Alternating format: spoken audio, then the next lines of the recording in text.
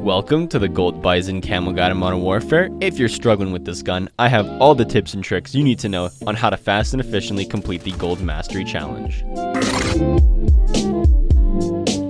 The Bizon is probably, in my opinion, the most underrated submachine gun in the entire game, even more so than the Uzi, honestly, and I just think this is because it doesn't get much love and people just don't like it because it wasn't that good in Call of Duty Ghost. It is super similar to how it performed in Call of Duty Ghost with the slow ADS time, the slow fire rate, but kind of that mid to good accuracy with no attachments, but you can obviously add attachments that we'll go through here in a little bit to make it perform a little bit better. And we will also go through all 10 camo categories and everything you need to know on how to complete all 100 camos and get that mastery gold. The attachments I used on the PP19 Bizon, once I unlocked all of them, I stuck with the monolithic suppressor on the muzzle just for that sound suppression, so when you're running around on shoot house, you're kind of staying a little bit more stealthy and you have that increased damage range.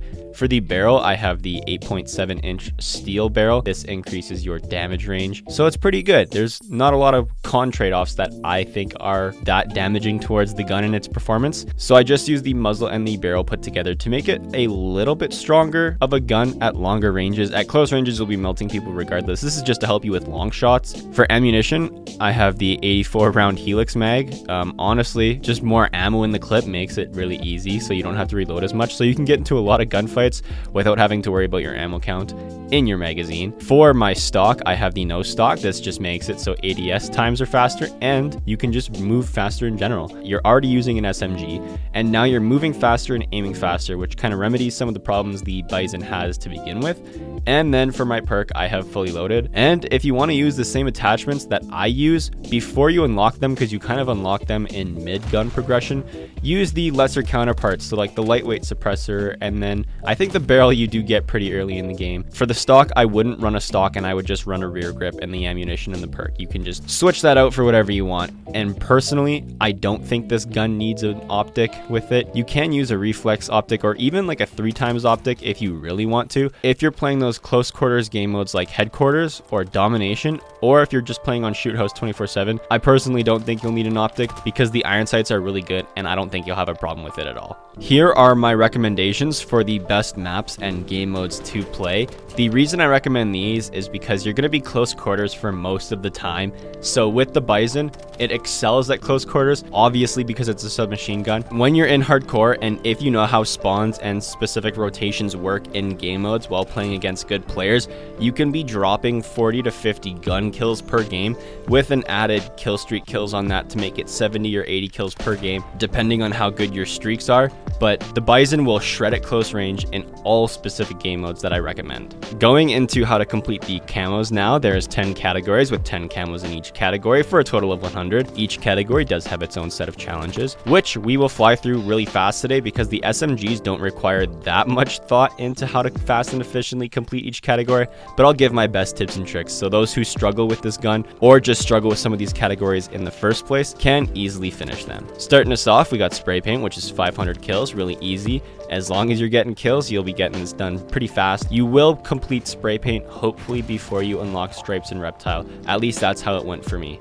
Woodland is going to be 100 headshots. A really easy way to do this is to hop into hardcore. You get one-shot headshots at all ranges. Digital is going to be 110 crouch kills, and because it's an SMG, you're gonna be running around a lot and you won't be crouching that much, so you will have to slow your gameplay down a little bit and force yourself to crouch in some situations. An easy way to get crouch kills is just to hang around an objective, or when you know enemies are pushing you, just kind of crouch and pre-aim the corner, and the second they turn the corner, pick off an easy kill, and you will slowly over time work on your crouch kills, and you should complete them within 10 games depending on how efficient you are. Dragon is 100 hipfire kills. Now 100 is a lot for hipfires, but if you really think about it, in some close quarter situations with the Bizon, you won't be aiming in anyway, so you naturally will get some hipfire kills. But if you really want to complete this challenge with efficiency, in some gunfights where you know you can get the kill, say the enemy is stunned or just isn't expecting you to be pushing as fast as you are, you can actually get the kill without having to aim down sight, counting towards those hipfire kills. So that's one really good trick that I used, where if I knew I could win a gunfight, I just would get that easy hipfire kill. Splinter is 50 long shots, and I recommend doing this in a hardcore headquarters or hardcore domination game mode. I say that because in the Shoot House 24/7 game mode, you won't be getting a lot of long shots. You'll probably get maybe 1 or 2 a game, which will take a long time to complete Splinter. But when you're in those hardcore headquarters or just hardcore domination game modes, it's a 2 to 3 shot kill at long range, and you can drop those long shot kills pretty easily just by picking off the enemies that are pushing the objective. And of course, on maps like Ramaza and St. Petrograd, you will be getting long shots too in those long high traffic lanes. Topo is everyone's least favorite challenge, and this is going to be 50 mounted kills. I don't get why we have to mount with an SMG. I understand it for assault rifles and snipers and marksman rifles, but I just don't get it for SMGs because it's slowing your playstyle down. A good tip to do for this one is going to be hang around an objective. If you're just shooting at long ranges, so you're working on your long shots, mounting will drastically decrease your recoil, so you can drop long shots really easily, and you will also smash out some mounted kills at the same time. Tiger is actually a challenge that requires a lot, and it's 250 kills with 5 attachments equipped on your gun.